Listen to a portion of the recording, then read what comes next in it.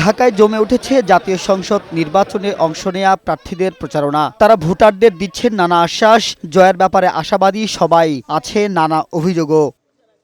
শনিবার সকালে ঢাকা ৮ আসনের বিএনপির প্রার্থী মির্জা আব্বাসের পক্ষে ঢাকা বিশ্ববিদ্যালয় এলাকায় প্রচারণা চালান তার স্ত্রী আফরোজা আব্বাস।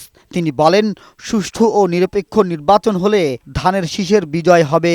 ভোটে পরিবেশ যেন সুন্দর থাকে, যার যার ক্যাম্পেইনিং শেষে করবে, একটা সুষ্ঠু পরিবেশ থাকুক এবং সবাই মিলে নির্বিঘ্নে যেন ভোট দিতে পারে, জনগণের সরকার প্রতিষ্ঠিত করতে পারে। নয়াপল্টনে হজ রিক্রুটিং ও ট্রাভেল এজেন্সির মালিকদের সাথে মতবিনিময় করেন ঢাকা ৮ আসনে বিএনপির প্রার্থী মির্জা আব্বাস। এ সময় তিনি বলেন, নির্বাচনে বিজয়ের জন্য একটি দল ভিন্ন পরিকল্পনা সাজাচ্ছে। বিএনপির বিরুদ্ধে ষড়যন্ত্র বন্ধ হয়নি বলেও মন্তব্য করেন তিনি।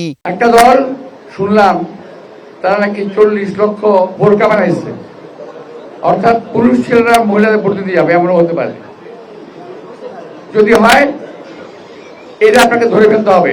নির্বাচন কমিশনের কিছু কিছু লোক বলতেছে নির্বাচনের রেজাল্ট দিতে 3 দিন সময় লাগবে। সারা জীবন নির্বাচন হলো, 4-5বার এমপি হলাম, সকালে ভোট দেওয়া শুরু হয়েছে, সন্ধ্যার সময় রেজাল্ট নিয়ে ঘরে ফিরেছি, আর আপনারা বলছেন 3 দিন লাগবে কেন?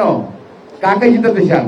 ঢাকা 16 আসনের বিএনপির প্রার্থী আমিনুল হক কর্মী সমর্থকদের নিয়ে প্রচারণা চালান রাজধানীর রূপনগর এলাকায়। আর ঢাকা 15 আসনের বিএনপির প্রার্থী শফিকুল ইসলাম খান প্রচারণা চালান 4 নম্বর ওয়ার্ডের পূর্ব ও পশ্চিম 22টি এলাকায়। ধানের শীষের পক্ষে ভোট বিপ্লব হবে বলে আশা তার। অনেক বস্তিবাসী যারা বাসস্থান নাই, তাদের একটা দাবি আছে, আমাদেরকে একটা স্থায়ীভাবে যাদের একটা বাসস্থানের ব্যবস্থা করে দেওয়া হয়, সেই জন্য তারা আমার কাছে আবেদন করেছে।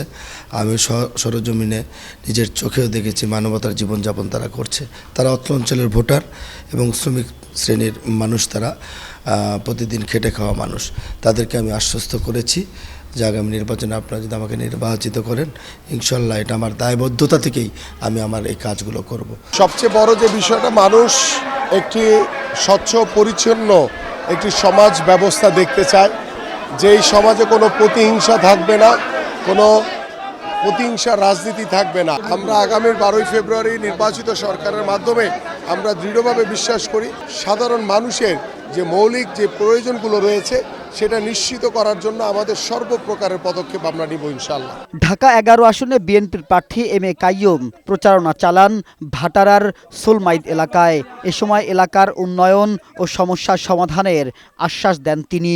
ঢাকা 16 আসনে জামাত ইসলামের প্রার্থী আব্দুল বাতেন প্রচারণা চালান কালশী এলাকায়। প্রতিদ্বন্দ্বী প্রার্থীর বিরুদ্ধে প্রচারণায় বাধা দেওয়ার অভিযোগ করেন তিনি। আমাদের প্রচারণায় বাধা দেওয়া হচ্ছে, বিশেষ করে আমাদের মহিলা কর্মীরা যেখানে যায় প্রচারণা করতে, সেখানে উত্ত্যক্ত করা হয়। যখন আমাদের প্রত্যক্ষ বুঝতে পারছে যে মাঠে তাদের পরিস্থিতি খারাপ, তারা কিছুটা হলেও ডেসপারেট হয়ে গেছে, কিছুটা আপসেট হয়ে গেছে। তারেক রহমান সাহেব যে ফ্যামিলি কার্ডের কথা বলেছে, বয়স্ক ভাতা, কৃষক ভাতা, মেডিকেল ভাতা এবং বিধবা ভাতা সহ এবং ইন্টারমিডিয়েট মেয়েদের লেখাপড়া ফ্রি এবং খাদ্যের বিনিময়ে শিক্ষা, সেই জিনিসগুলি বাস্তবায়িত হলে আমরা রিয়েল যারা এফেক্টেড লোক সমাজে পিছিয়ে আছে তাদেরকে আমরা এগুলি দিব।